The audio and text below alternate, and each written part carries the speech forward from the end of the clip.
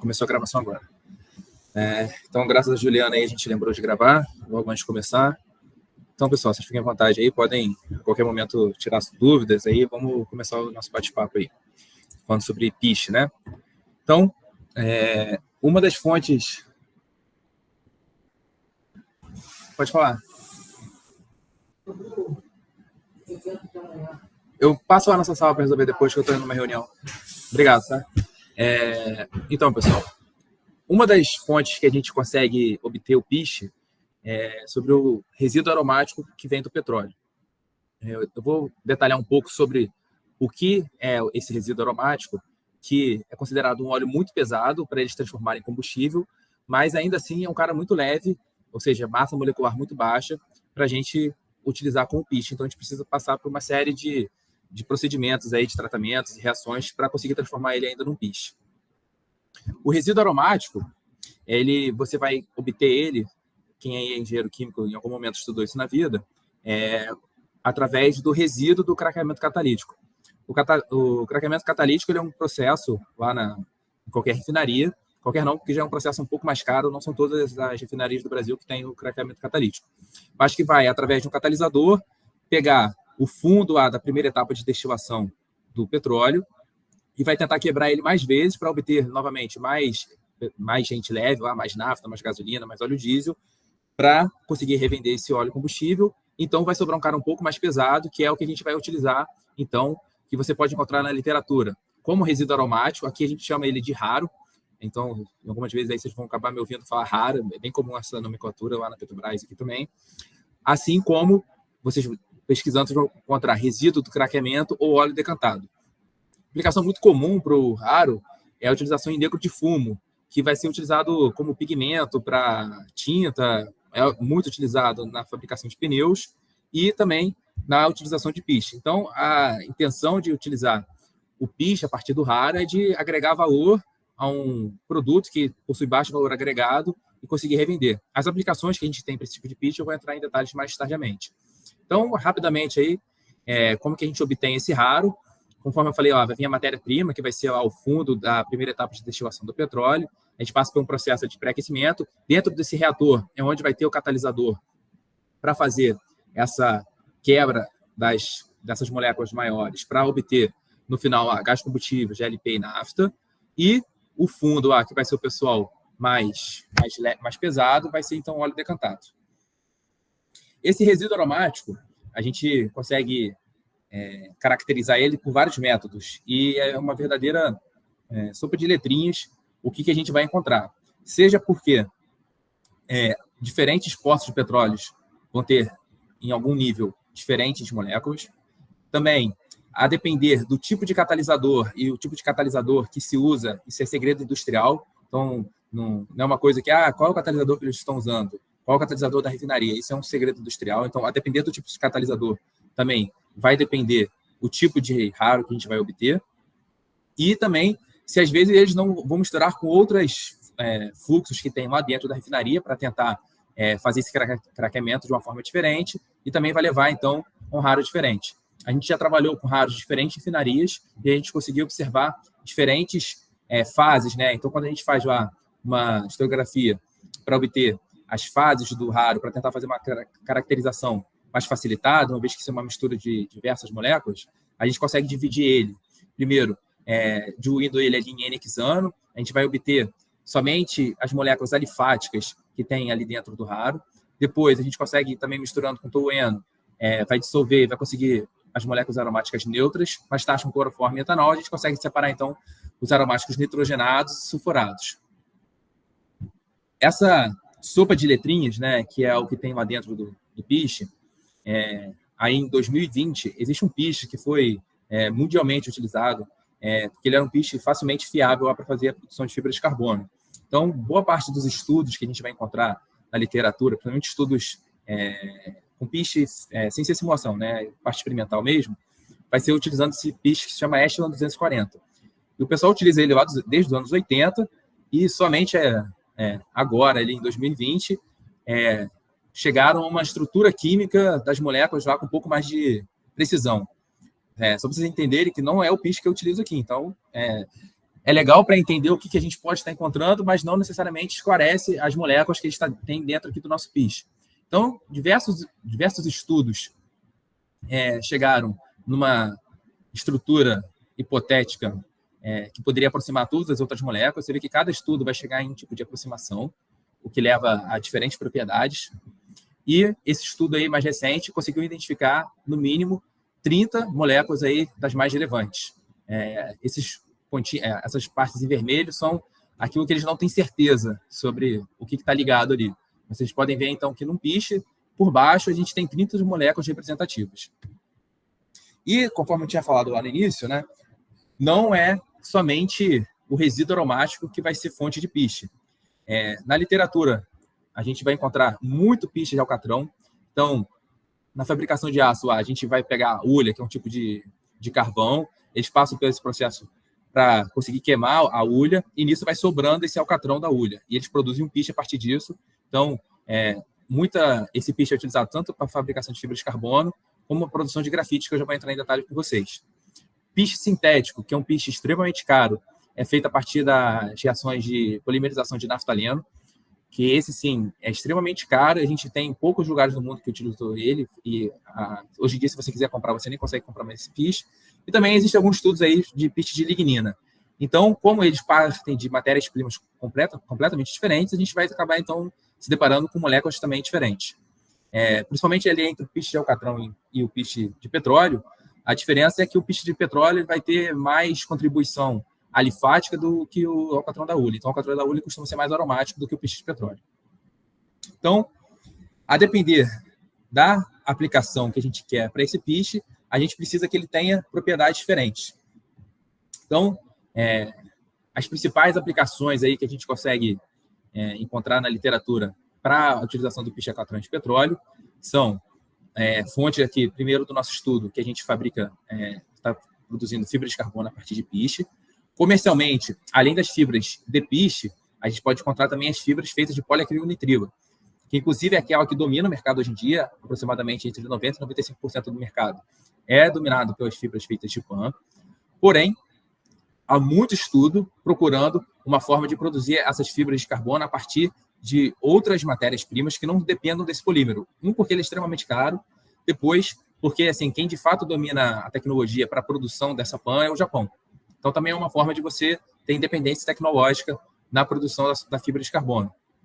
Então, principalmente a indústria de carvão que vem falindo pela transição energética que a gente vem vivendo, de procurar novos meios energéticos, eles vêm procurando soluções para todo esse carvão que ainda existe nas refinarias, nas minas, para aplicações com maior valor agregado. A fibra é uma delas. Então, nos Estados Unidos, a gente tem aí investimentos milionários, Canadá também, o Japão também está muito preocupado com essas fibras de alcatrão. E também as fibras de petróleo. Agora, outras fontes, outros produtos interessantes que a gente tem são as espumas de carbono, que são espumas mesmo, só que elas têm a propriedade de ser excelentes isolantes térmicos. Então, você consegue utilizar ele como um material que auxilia estruturalmente por exemplo, um satélite, ou, às vezes, o isolamento de determinadas partes eletrônicas que você deseja. Só que o carbono, a depender do tratamento térmico que você vai dar a ele, você consegue grafitizar ele. E a partir do momento que você consegue grafitizar uma peça de carbono, você começa a ter, em vez do isolamento térmico ou isolamento elétrico, você passa a ter a condutividade térmica e condutividade elétrica. Então, você consegue sempre estar brincando com esse comportamento de ser um isolante ou um condutor, a depender da necessidade lá de quem está precisando. Uma das patentes que nós temos aqui é a utilização, dentro dos rejeitos lá na fabricação do piche de petróleo, a partir do raro, a gente fabrica nanosferas de carbono, que tem aplicação na utilização de fluidos lubrificantes e combustíveis para melhorar as propriedades que esses fluidos precisam. E, por último, e com certeza a aplicação mais direta, são as grafites. Sejam elas grafites especiais para fabricação de moderadores de reatores nucleares, ou também a pasta Soderberg, que a gente usa para fazer os eletrodos para a fabricação de alumínio, ou os eletrodos que são utilizados para fazer a reciclagem e recuperação do aço. A fabricação da grafite, ela vai envolver não só um tipo de piche, assim como vai precisar de piches com diferentes propriedades, além do coque. Só que você precisa botar todo esse coque dentro de um certo arranjo, você vai impregnando essa peça com piche, então você vai precisar de piches com molhabilidade, com amolecimento diferente, para você conseguir, então, preencher toda aquela sua peça para ter somente ela de carbono.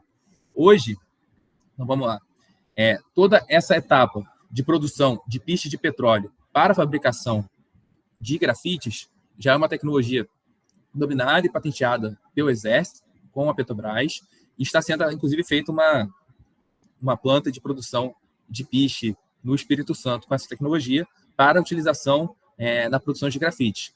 Essa produção de grafite, em geral, sempre foi feita com piche de alcatrão, e mais recentemente a gente está conseguindo, então, também utilizar o piche de petróleo. Como eu falei para vocês, eles têm propriedades um pouco diferentes. Então, a gente conseguiu adaptar essas características do piche de petróleo para atender essas necessidades que eram atendidas pelo piche de alcatrão. Como que ocorre, então, o processo para a fabricação de piche?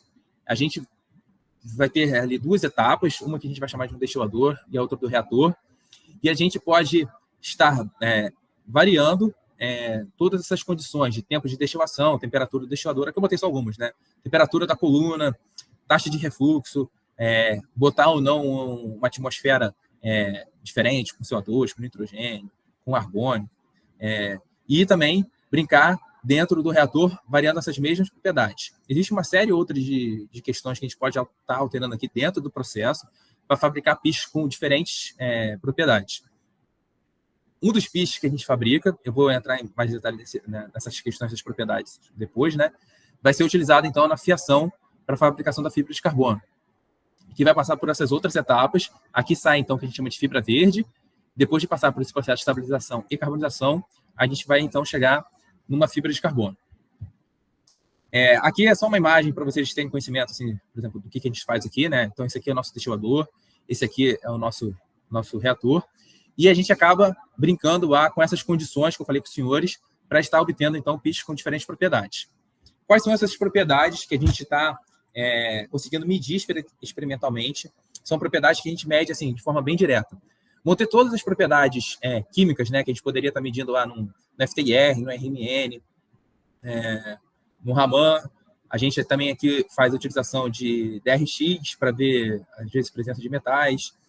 A gente também pode estar fazendo TGA para ver o ponto de evaporação das moléculas que estão lá dentro. Mas essa aqui, vamos dizer, são as propriedades mais importantes quando você está lá num catálogo e você quer um piche para fazer alguma aplicação. Densidade, são bem direto mesmo, vou mostrar ali rapidamente o método que a gente utiliza. A gente também tem um método físico-químico, que é a determinação de insolúveis. A gente utiliza 2 solventes. A gente aqui trabalha com tolueno e com NMP.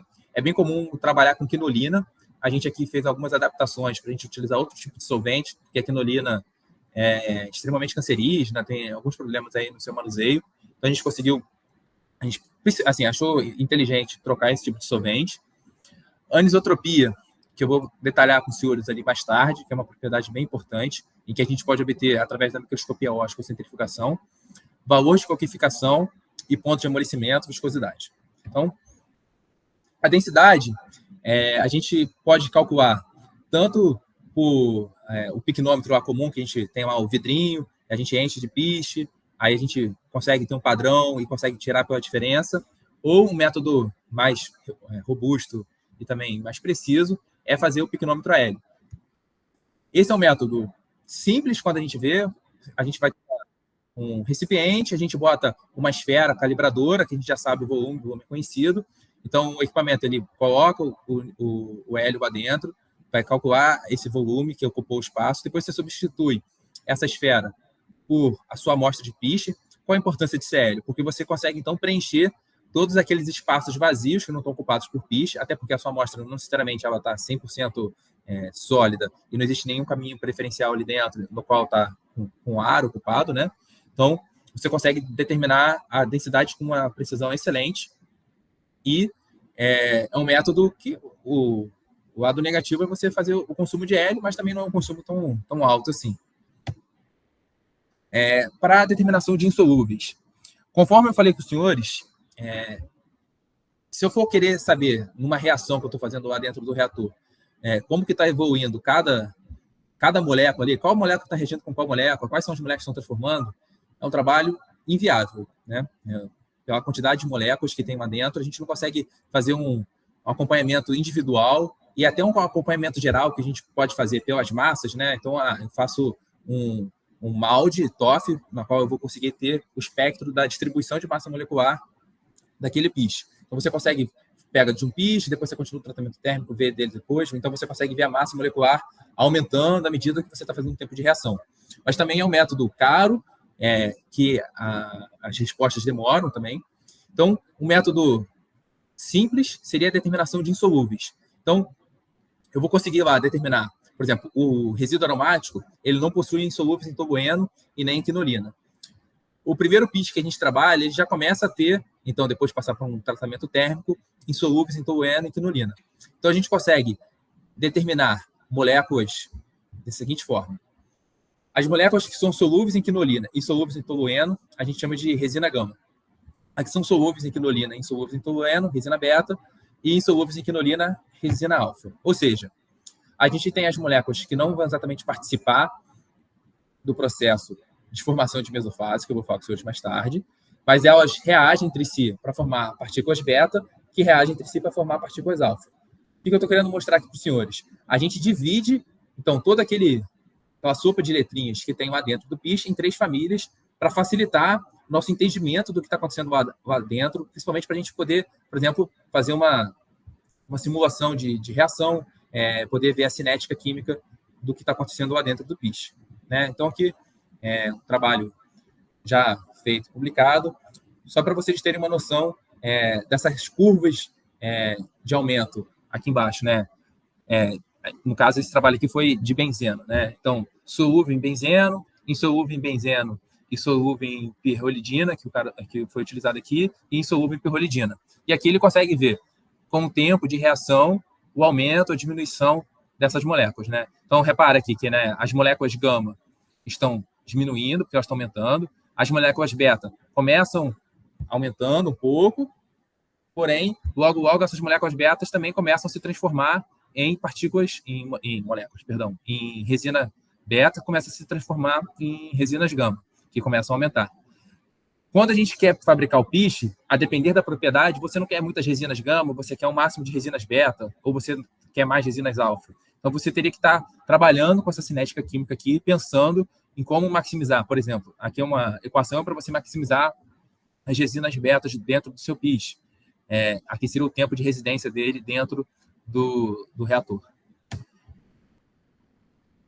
Né, aqui um exemplo aqui nosso de 3 tipos de piche com configurações de reação diferentes e que a gente consegue ver que, a depender do tempo que ele está lá dentro, né, passando pelo processo de reação, ele vai ter uma evolução diferente das suas resinas alfa e resinas beta. Tá? Outro método importante para a gente seria a determinação do ponto de amolecimento. Como a gente está falando de moléculas, aliás, de uma mistura de moléculas, a gente não tem um ponto de fusão bem definido. Então, diferente do que a gente vai ter lá com a água, ponto de fusão, 0 graus.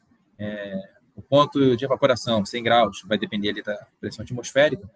A gente, quando começa a ter misturas, a gente pode ter ou um ponto preciso, ou começa a ser uma espécie de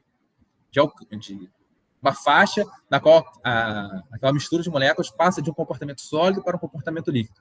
E a gente chama esse ponto de amolecimento.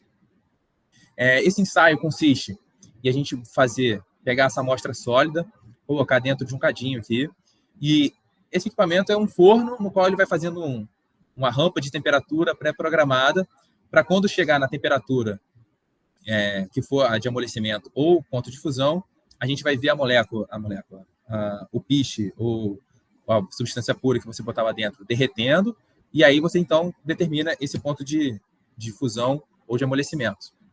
Que, como conhecimento, né, pegando assim uma ideia das moléculas aromáticas aí que vão estar constituindo o piche, a gente pode ver que o ponto aqui de fusão delas vão estar aumentando, né, naturalmente, quando a massa molecular aumenta, E se a gente começa a ter mistura dessas moléculas, a gente vai então começar a ter esse ponto de amolecimento na qual eu vou apresentar para vocês aqui o que acontece.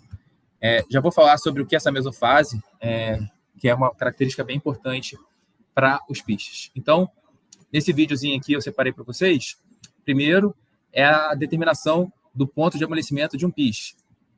Ver se vai funcionar.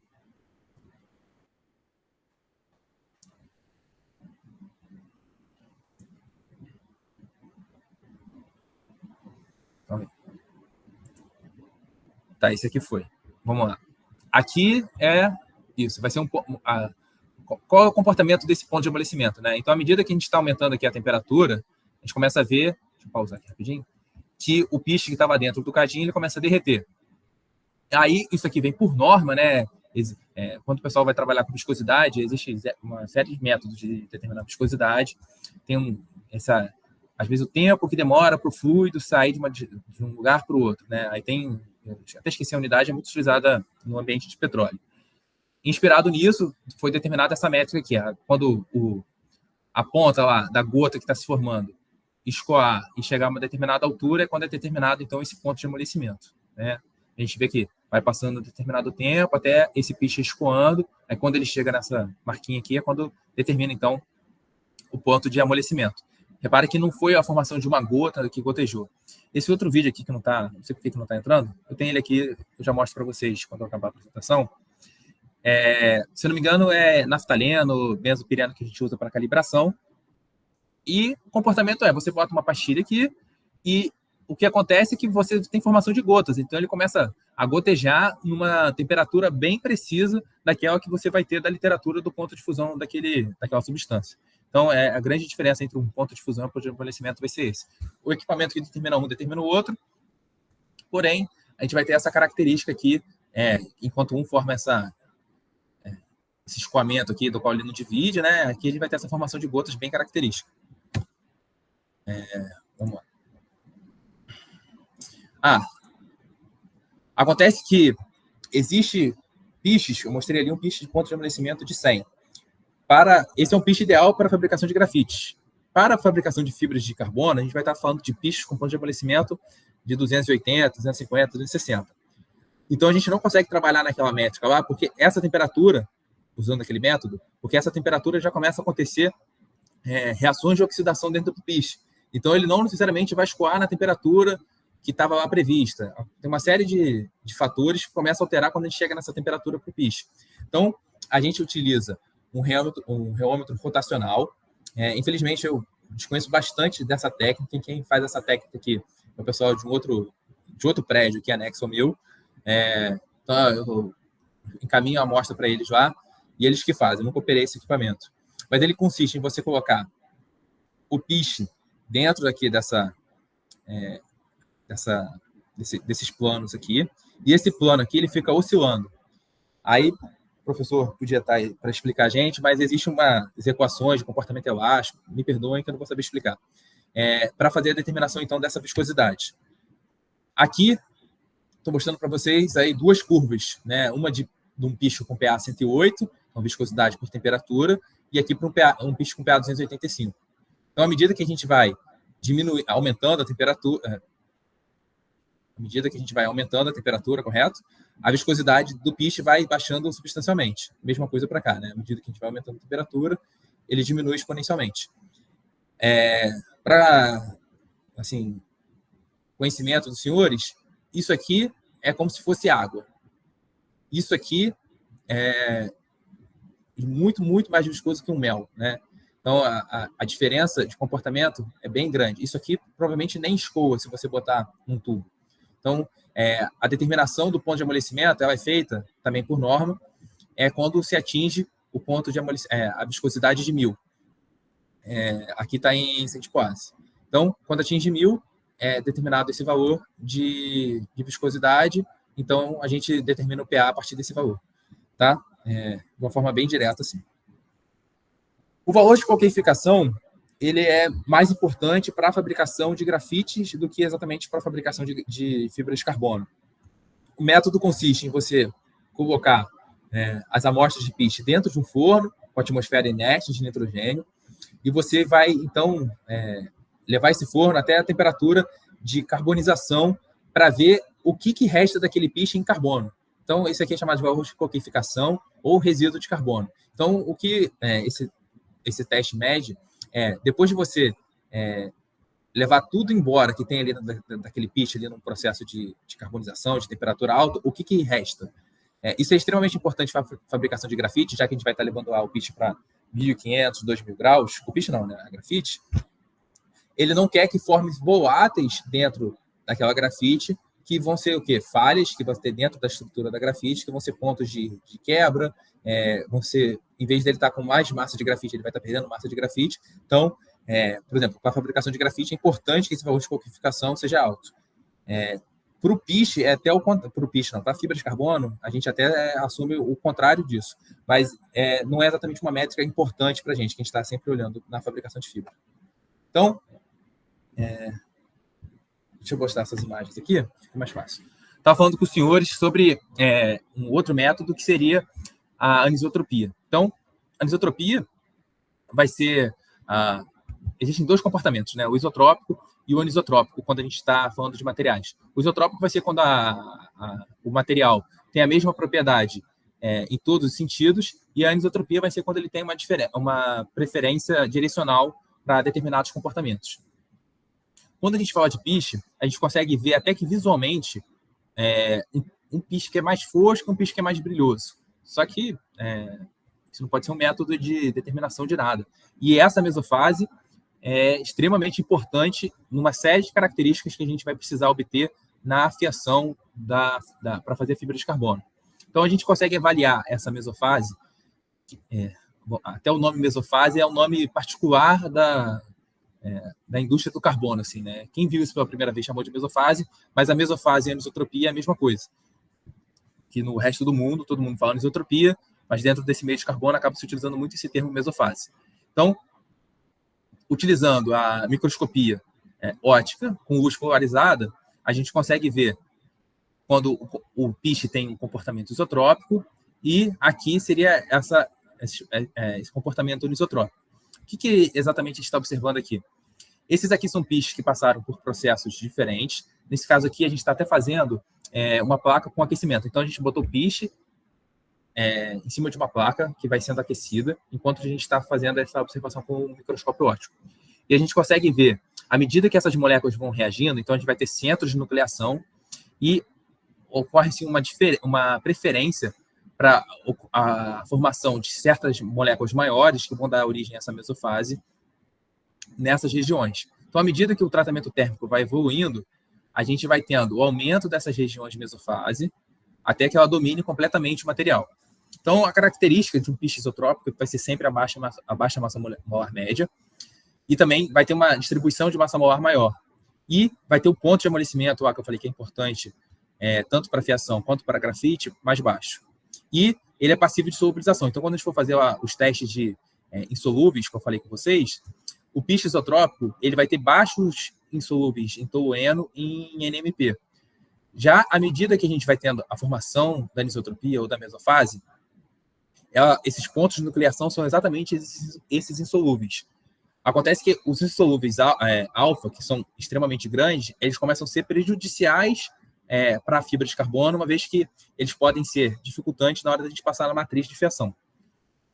Já os insolúveis beta são o que a gente precisa, eles não são tão grandes, eles são do tamanho ideal, então, para a formação, para poder fazer a fiação da fibra de carbono. Então, o piche mesofásico ele vai ter o aumento da massa molar média, vai ter o aumento do ponto de amolecimento e vai ter o surgimento dessas moléculas mesogênicas, que são exatamente essas partículas de resinas beta e alfa. Tá? Aqui, então, eu vou apresentar um trabalho também recente, acho que esse trabalho aqui é de 2020 ou de 2022. Ele é puramente teórico, em que o autor tenta relacionar a formação das fases de mesofase e isotropia nem utilizou o piche de carbono, utilizou o piche de alcatrão da hulha. Então, conforme vocês podem ver aqui, as imagens que ele fez exemplificando a formação da mesofase pela microscopia óptica. Então, temos lá as partículas que vão dar origem ao início das formações das esferas mesogênicas, até então a gente tem esse comportamento geral da mesofase, que é o que é importante para a gente ter uma série de propriedades lá na fibra de carbono. Ele vai fazer o cálculo da energia livre de Gibbs. De que forma?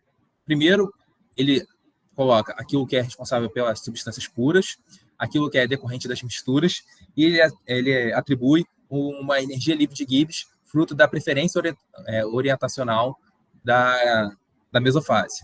Então, ele vai fazer esse trabalho utilizando somente 2 ou 3 moléculas teóricas. Então, ele pega uma molécula, uma é de 500 de massa molar, outra de 1.000, e vê como que é o comportamento da formação da mesofase com a variação de temperatura para essas 2 moléculas. Repare que isso é um trabalho teórico para 2 moléculas, e conforme eu tinha apresentado lá para os senhores anteriormente, estou falando de uma matéria-prima com muito mais do que 30 moléculas. Com isso, a gente consegue ver aqui, né, nesse diagrama de fase de binário, ele utilizou o piste naftaleno aqui, então ele vai ter a fração molar do cara mais pesado, que eu não estou lembrando qual que ele utilizou, e de um cara mais leve, e a gente consegue ver que à medida que ele aumenta a temperatura, a região da mesofase é favorecida numa temperatura, porém, depois ela deixa de ser preferencial. E, à medida também que aumenta a temperatura, a gente vai tendo aumento da região isotrópica. Quando ele coloca 3 moléculas, a gente começa a ter outro tipo de comportamento. Então, aqui ele utilizou uma molécula A com 500 gramas por mol, uma B e uma C, 1.200 e 1.600. E ele começa a observar, à medida que ele vai aumentando a temperatura, né, de 600 para 700 Kelvin, o que vai acontecendo com esse diagrama de fases. Então, ó, aqui ele tem uma formação da mesofase, e aqui é uma região que ele encontra tanto a mesofase quanto a isotropia. E aqui é uma pequena faixa somente isotrópica. E reparem que, à medida que vai mudando a temperatura, a gente vai tendo uma diferença desse comportamento, da formação da mesofase, da isotropia e do sistema binário, sistema de 2 fases. Ele até prevê uma fase binária de 2 tipos de isotropia, conforme também ele prevê essa diminuição dessa região que divide a mesofase com a isotropia. O que eu estou querendo mostrar para os senhores aqui? Né? É só a dificuldade que é fazer certos trabalhos teóricos dentro dessa área e as limitações que a gente tem. E rapidamente passar aqui para os senhores sobre a fibra de carbono, muito rápido mesmo, só para curiosidade. Então, depois que a gente faz esse processo de fiação, a gente precisa passar o que a gente chama de fibra verde para a fibra de carbono. Então, essa fibra verde, por que ela é verde, né, que a gente fala? Esse piche que a gente botou aqui para fazer essa fiação tinha um ponto de amolecimento de aproximadamente 300 graus, 280, 250, vai depender ali do piche que foi utilizado. E a gente sempre ouve falar que a fibra de carbono aguenta altas temperaturas. Né? Como que vai aguentar altas temperaturas se eu estou falando que ele amolece a 250, 300 graus? A gente precisa passar aqui por um processo de estabilização, que consiste, então, a gente vai ter ali aquela fibra finíssima ali de 10 microns, e a gente vai fazer a reação dessas moléculas com oxigênio, com qual intuito? De fazer ligações cruzadas. Então, enquanto eu só tinha moléculas planares e aromáticas, à medida que eu for reagir aqui com oxigênio, eu vou começar a pegar essas diferentes lâminas que eu tenho ali de moléculas e vou começar a ligar elas. Dessa forma, eu vou aumentar a massa molecular substancialmente. Então, a gente não vai estar falando mais de um ponto de amolecimento de 1.500, 300, de 300 graus. Vai estar falando de um ponto de amolecimento de mais de 3.000 graus. Então, quando eu for levar na temperatura que eu preciso do material, ela já não vai mais perder a sua forma, correto? E aí, depois a gente precisa... Ficou cheio de oxigênio, né, essas moléculas. A gente precisa passar por um processo de carbonização para fazer a retirada dessas moléculas de oxigênio de dentro da fibra verde, da fibra estabilizada. E aqui fica só mostrando para os senhores o que acontece ali com aquelas imagens da fibra de carbono, que eu vou mostrar para os senhores, à medida que a gente vai aumentando essa temperatura para o tratamento térmico. Então, a temperatura de carbonização vai ser essa aqui, de aproximadamente 1.500 Kelvin, 1.100 Kelvin. E aqui, quando a gente está falando de 2.000 Kelvin, a gente está falando já de carbonização. Lá para 3.000 Kelvin, a gente vai estar falando já de grafitização. Eu não botei aqui para os senhores, mas ainda é possível com as fibras de piche, não seria possível com as fibras de PAN, mas ainda é possível com as fibras de piche. Depois da gente passar por esse processo de carbonização, que a gente ficou só com moléculas de carbono, mas elas ainda não estão com uma configuração 100% orientada e grafitizada. Se a gente levar elas a 3.000 graus, a gente então consegue dar essa estrutura extremamente planar e grafitizada para ela, né? Vai ficar como se fossem várias camadas de grafeno, para então obter aquelas propriedades que eu havia comentado com os senhores, de dissipação térmica e baixa resistividade elétrica. Aqui, né? Só para vocês verem a diferença de um processo de carbonização de uma fibra de 1.500 para uma fibra de 3.000 graus, né? Então, enquanto aqui a gente ainda consegue observar certas orientação ali do piche, né, que já passou por um processo de carbonização, depois que a gente está fazendo o processo de grafitização, essa fibra fica extremamente mais uniforme. Ainda falando sobre a estabilização e sobre trabalhos aí possíveis de simulação, no meu mestrado, eu trabalhei com dinâmica molecular, mas trabalhei com campos de força convencionais, né, que não são os campos de forças reativos. Mas quando a gente vai pesquisa sobre fibra de carbono e dinâmica molecular, a gente acaba encontrando muitos trabalhos que tentam utilizar esses campos reativos para fazer uma previsão daquilo que está acontecendo ali nos processos de carbonização e oxidação da fibra. Então, esse trabalho aqui foi proposto essas reações de oxidação ali do piche, para ele conseguir observar o número de moléculas diminuindo. Então, se a gente está tendo uma diminuição desse número de moléculas, à medida que a gente aumenta a temperatura, e também o tempo de estabilização, a gente também espera o quê? Está diminuindo o número de moléculas, uma vez que essas moléculas estão fazendo essas ligações cruzadas. Então, os estudos, em geral, que a gente consegue obter com dinâmica molecular, vão ser sempre abstrações muito grandes do que aquilo que a gente consegue e precisa obter no mundo ideal. Então, a gente ainda está evoluindo nessa área para conseguir obter respostas assim, um pouco mais relevantes para dentro do laboratório. Aqui, só como curiosidade, então, a diferença das fibras de piche e de PAN. As fibras de piche isotrópico vão ter propriedades bem baixas, né, quando a gente está falando de resistência à tração e modo de Young, que é aquilo que interessa numa fibra de carbono. Então, a gente está falando aqui de propriedades bem baixas. Isso aqui mal tem aplicação comercial. Aqui a gente pode observar as fibras de PAN, que, conforme eu falei para vocês, são as que são responsáveis por 90% do mercado, não só por possuírem altíssima resistência à tração, mas também por conseguirem entregar isso de uma forma contínua. Enquanto as fibras de piche ainda estão tendo alguns problemas de entregar isso num preço e num volume adequado, né?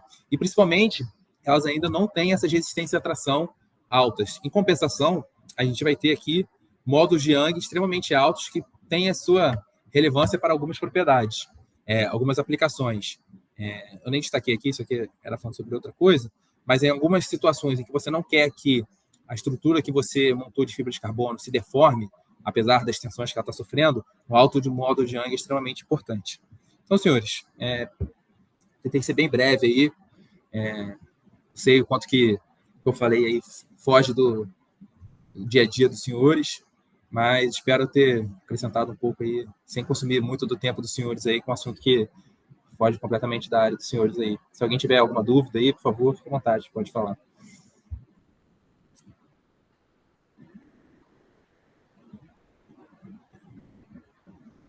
Se não tiver dúvida também, só avisar aí que está tudo certo.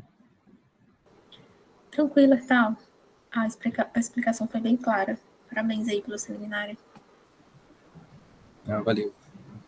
Não sei quanto que foi claro, não, porque é muita coisa de assuntos bem diferentes, né? Não sei quanto que os senhores conseguiram entender aí, mas minha intenção era só apresentar rapidamente para os senhores aí o que a gente trabalha aqui, tentar mostrar uma realidade um pouco diferente para vocês aí de determinação de propriedades que não são aí através da simulação, né? Um pouco de bancada e como que a simulação em algumas situações aí pode estar ajudando a gente.